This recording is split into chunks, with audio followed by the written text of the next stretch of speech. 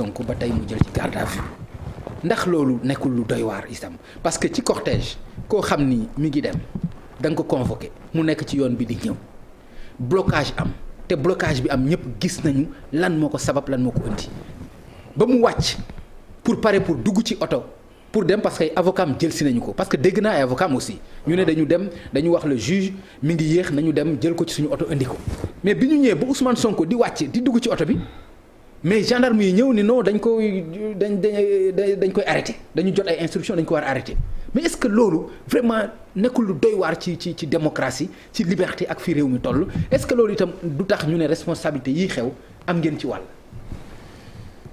Bon, d'abord man damay condamner la violence de quelque bord qu'elle se situe ou qu'elle provienne parce que État démocratie confrontation des idées la confrontation des programmes la confrontation des projets de société la dialogue la concertation la pour jëmal réew mi kanam. D'accord, loolu c'est important. C'est très important. léegi allez-y ci suma et que ci charge yi. Seul l'État a le monopole de la violence organisée et de la violence institutionnelle. kon mooy li ñu gis tey. non du loolu. non. mais dama lay wax rek. non. bon dama lay wax baal ma nga wax li nga wax ci olof. baal ma nga wax ko ci olof. waaw dama lay rek. waaw. dama wax ne la. maanaam sañ-sañu. force. waaw doole sañ-sañu def fitna. non doole. waaw waxuma fitna. non violence. non dama leen doole laa wax. ah mais non. non waxuma violence. non violence yaa ko bëgg a tekkee doole. non violence. mooy li ñu gis tey laa wax. mooy doole boo xam ne dafay. organiser da nga ni état rek moo am sañ-sañu def. mooy doole buy organiser. mu légitime buy organiser l'État. moom mooy violence légitime. kooku État moo ko yor gendarmerie moo ko yor police moo ko yor ak institution yi ñu ko délégué. bon donc bu ñu waxee affaire waxu nervi man loolu mënuma ci addu. et je pense que. pourquoi mënoo ci àddu da nga mënuma ci àddu gisuloo ko. non parce que du ma ne man gisuma ko parce que xamuma ñi nga xam ne nii man xamuma leen ndax xamuma je sais que depuis 2012 bi nga xamee ne nii élection yi passé na ñi nga xam ne yoroon nañ leen nga xam ne nii APR ñoom ñoo nekkoon ay milices xam ne nii ñoom ñoo ànd ak président di ko jàppale bi président faloo daf ko dissoudre. te ay milices lañu woon. non depuis non ay milices nga ma wax. non c'est-à-dire que ni ma la ko wax ay garde corps lañu woon ñu ko doon protéger di assurer sécurité am parce que ku nekk xam na président fi mu jaar ba yegg si fi mu yegg si donc je veux dire simplement que concernant li nga xam ne ni moo tax tey ñu appréhender ñu jàpp Ousmane Sonko. mooy trouble à l'ordre public loolu nag am na sax lu ba ci jot a wax trouble à l'ordre public mooy ay jëf ak ay wax walla ay pexe yoo xam ne nii dafay nasaxal li ñuy wax paix publique jàmm ji am ci réew mi walla dafay nasaxal li ñuy wax sécurité mais est-ce que am na ci wàll moom. waaw dama lay wax est-ce que ku nekk ci biir otoom est-ce que am na wàll ci li ngay wax nii. waaw non ku nekk ci biir otoom toog. non xam nga appréciation boobu appréciation ordre public kooku ça relève de l'autorité civile c'est-à-dire que ñi nekkoon ci terrain bi du ñoom sax ñoo jël décision ba ñu jël décision ba ak ñu ko xool dañoo xool appréhender analyser. étudier rendre compte à leur supérieur lii de bu ñu ko defee wala lii de bu ñu ko bàyyee mu dem boo moytuwul dara mun na cee xew wala boo moytuwul musiba mun na cee xew wala boo moytuwul alors ay xeex mun na ci am ñu ne comme noonu la affaire noonu la war a demee kon kat nañ arrêté situation bi pour ñu jéem a maintenir la paix publique la sécurité publique. Parce que Ousmane Sonko il bénéficie toujours de la présomption d'innocence il bénéficie de la présomption d'innocence. Ak immunité parlementaire. Il a sa liberté également. Ak immunité parlementaire. Il bénéficie également ses droits donc à une défense équitable. Ak immunité parlementaire. Vous voyez. Ak immunité parlementaire. Immunité parlementaire mënatuñ ko wax. Ah bon? Parce que fi ñu toll nii assemblée jël na décision dafa jël na décision maintenant il faut attendre que la Cour suprême statue. waaw mais il faut attendre léegi il faut attendre d'accord. Voilà. Immunité bi s'il te plaît maître parce que il faut attendre te moom loolu jàppul ne dafay suspendre décision wu assemblée nationale. mais très rapidement. waaw d'accord ci li nga bëgg a ramasser li ma gis ce matin également. boobu ñu eggee si Estelle Mermoz bi. waaw ñaari solution moo amoon. jël route de Ouakam il n'était pas question. parce que bu si c'était question ci suufu VDN bi li ñu koy jël continuer. dañu doon éviter université. lenn moo desoon mooy corniche bi. or ñoom jot nañu ay informations yoo xam ne nee naa leen man gëmuma ko woon. qu'il y a des nervis sur le passage. ñun buñ fa jaar ndax loolu. te loolu mën na leen ko may. même su fekkee nit mën na la fa jaaral ngay autorité ngay gendarmerie mais bu ñu la bëggee jaaral fenn foo xam ne yow tamit am ngay information qu'il y a des gens armés je pense que ces photos là. Pape ci alkaati warul yore ay bantu chaise. j'ai bien regardé de près di regarder ay bantu chaise. damm chaise yore ko di gis naa sax ay photos ce matin. ci pick-up aussi. j'ai vu ay bantu chaise bu ñu toj la dagg ma yore ko di assurer dit-on la sécurité. man sax dama gis benn liste boo xam ne du ma ko affirmer du ma ko infirmer wax dëgg yàlla. mais gis naa ay nit yoo xam ne dañu bind montant bi ñu leen ci fay 15 000 francs CFA. wax pick-up 1 pick-up 2 pick-up 3 nombre yi ci nekk ak montant bi ñu leen fay. loolu gis naa c'est souvent en matière de sécurité xam naa li may wax. deuxième chose Pape allez-y. deuxième chose Pape. mais tu n'affirmes pas. non affirmer wu ma ko infirmer wu ma ko man. deuxième chose. Maître j'espère que tu n'affirmes pas que chez nous. que li nga wax que c'est nous li nga wax noonu nga ne comme tu sais en matière de sécurité ma ne ko mais affirmé woo que ñun la quand même. li ma xam mooy. voilà. li ma xam mooy dans ce dossier. dama ne. des nervis étaient là. gis nga oto bii ñu photographié. d'ailleurs le débat va se reposer. c'est un véhicule de l'éducation nationale.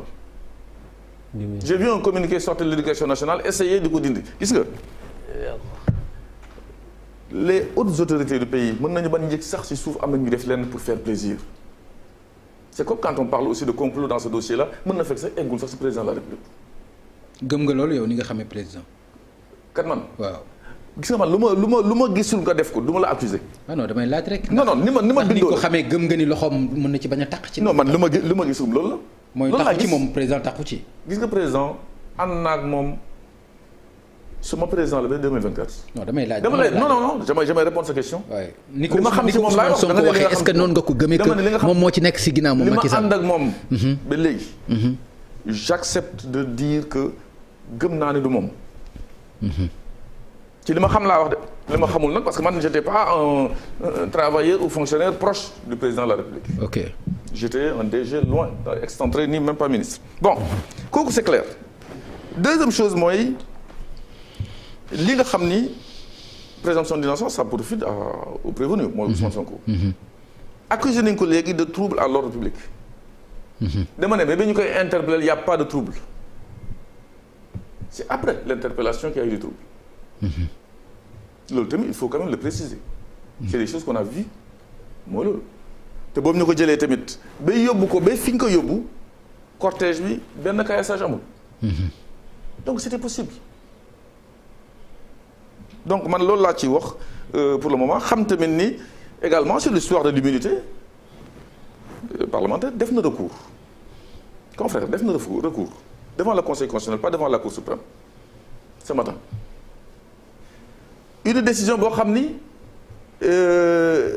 jël nañ ko l'Assemblée nationale dindi immunité mu am droit de recours def ko dans le temps mais je pense que mën nañu bàyyi ba Conseil constitutionnel prendre cette décision que je considère décision recours bi c'est suspensif.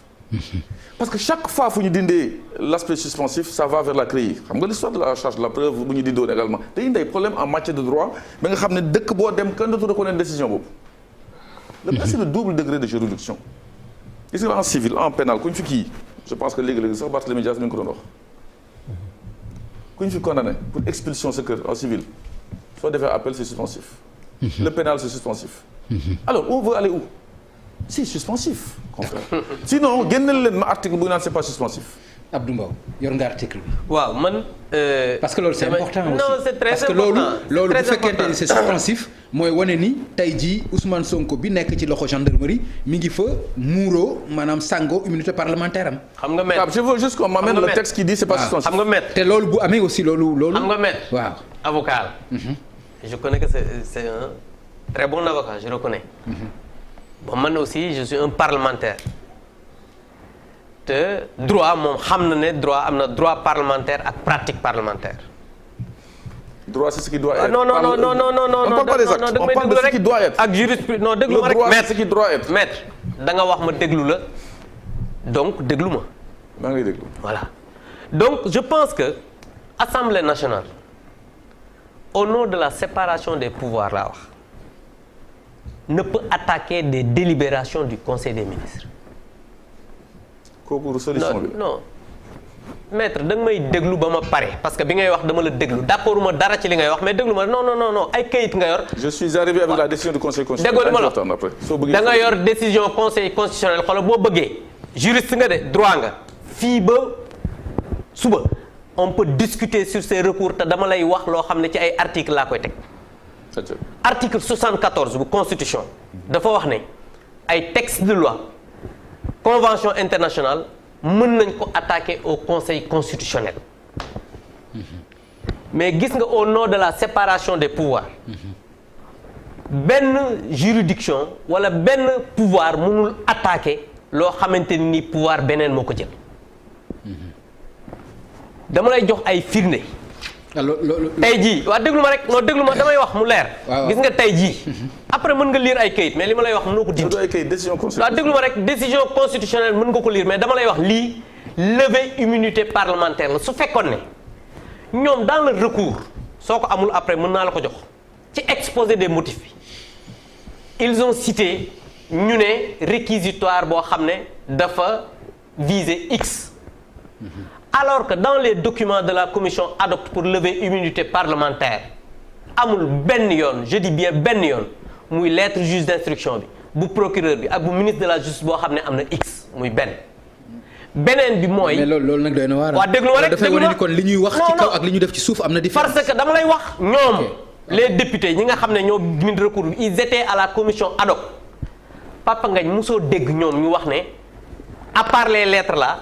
am na 15 documents yoo xamante ni jot nañ ko au niveau de la commission ad hoc bu jógee gendarmerie mosoo dégg sama gars yi wax ko donc ce qui veut dire que le dossier bi nga xamante ni moom lañ jot mu jógee ci garde des Sceaux bi dañu ko motiver ak 15 documents yoo xam ne day wane ne dafay viser Ousmane Sonko ñu ne lii moo tax ñuy demander lever immunité parlementaire ci biir toujours seen recours bi ñi ngi viser article 32.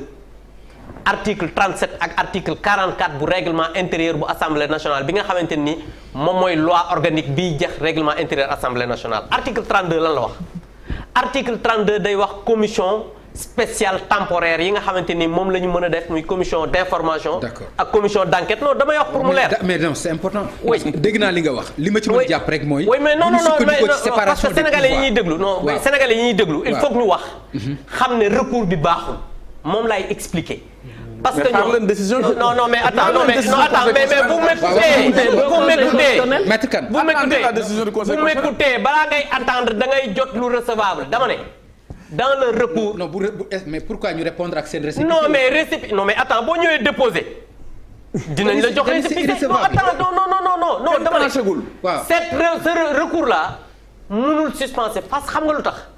parce que dafa doon loo xamante ni mënuñu ko attaquer loo mënul attaquer mënul suspendre une décision je suis formel dans ce que je dis bu liree une décision je reviendrai dans ce que je dis parce que ñoom dañu nekk dans la manipulation d'accord merci de l'opinion yow Souleymane yow laa ko waroon jox de mais comme maître daf ko demandé c'est important oui mais su waxee je reviens sur ça parce que moom warul jox sur cette affaire gis nga man li may wax dama koy teg ci ay kayit allez-y j'ai l'impression que Abdou Mbow mi ngi def juge parti atia gis nga fii kii jël décision bi ce n'est pas Abdou ce n'est pas l'Assemblée nationale du man du keneen c'est le Conseil constitutionnel qui ne s'est pas encore prononcé sur la recevabilité si c'est fondé ou c'est pas fondé li ngay jugé nii. Abdou loolu war nga ko mën a nangu. du ma ko nangu si c'est fondé. du ma ko nangu. c'est pas moi non parce que li may wax dama ko xam. xoolal man je suis un parlementaire li may wax dama ko xam. ba pare dama la citer ay articles moom la lire li muy wax. Pape je termine. liiral je termine.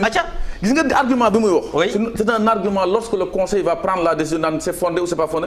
Nous sommes incompétents ou pas. C'est le mot incompétent. maître wëral. dama ne la décision là concerne.